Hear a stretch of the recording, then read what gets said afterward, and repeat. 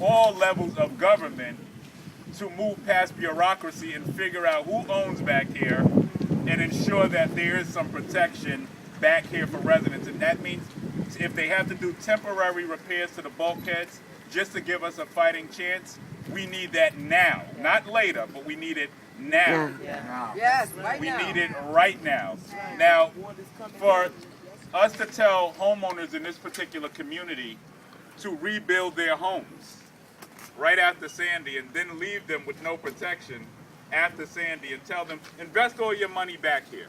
Invest all your money back into these homes. Apply to build it back. Apply to the feds. Apply to everyone. And for another storm to come and set them back again is a travesty.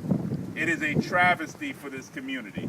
So I'm very happy to stand here today with some of the homeowners who lived through this storm, who did not decide to retreat from the shoreline or retreat from the Rockaway, because that's not what we're about in this community. We are a tough community. We are a resilient community, and we have no problem fighting to ensure that we get better services here. But at the end of the day, you know, there's been this notion put out there that, you know, perhaps we should move from this community.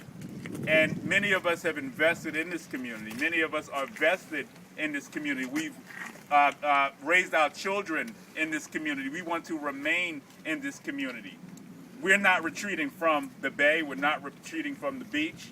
We just need protection from the government. And we're everyday taxpayers in this community. I think we deserve the same services that every other city, every other community gets across the city. All right. And as the chair of environmental protection for the city council, one of the biggest things I focused on is environmental justice, because it seems as if communities of color in particular are always left out of the equation when it comes to these particular resources. Absolutely. And we have made it very clear to all levels of government that that is not going to happen on my watch or any other government official's watch on this peninsula. So I'm very happy to stand with you today. I'm so happy to see so many of you out here.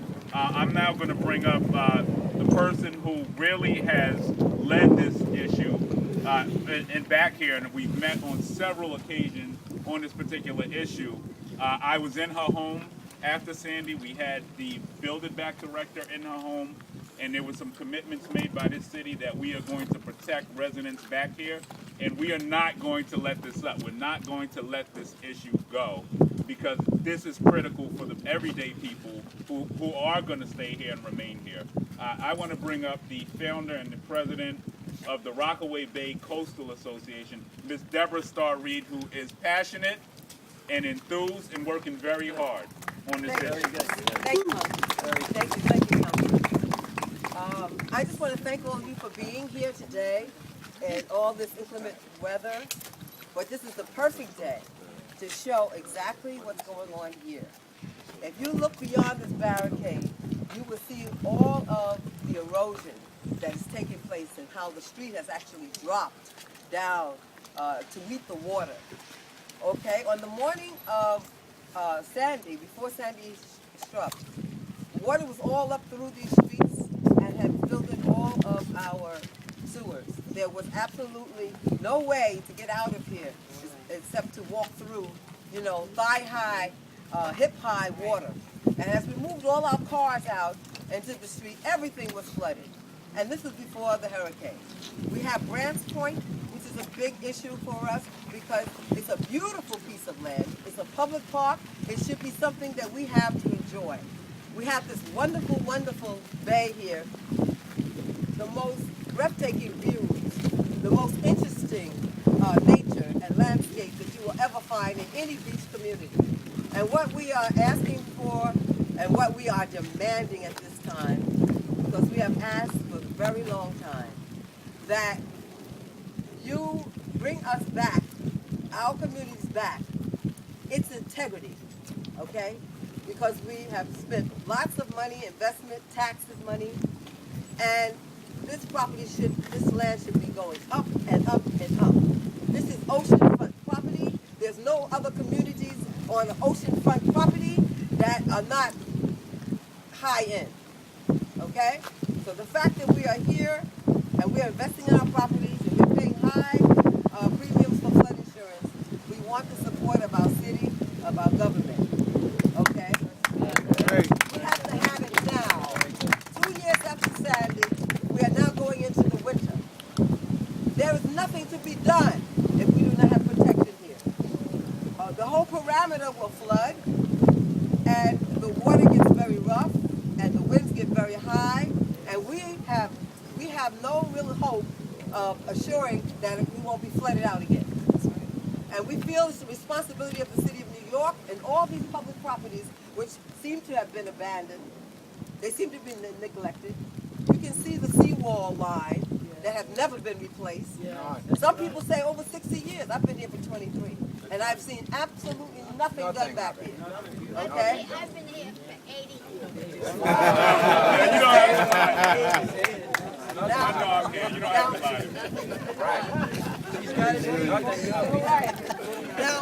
lie. Now we have Dubois Point. Okay. It should be a beautiful natural sanctuary. It should be places with paths to walk through and enjoy the nature.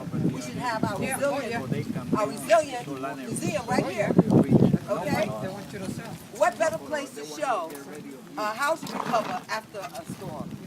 The history. This is a historic harbor, and the history is here with us. These houses have been here since 1990. These houses are no joke, or they would not have survived. All we're asking is for our government officials to reach down deep and get serious with us about solving these issues. Fix it now. Fix it now. Okay? Now. There's no excuse.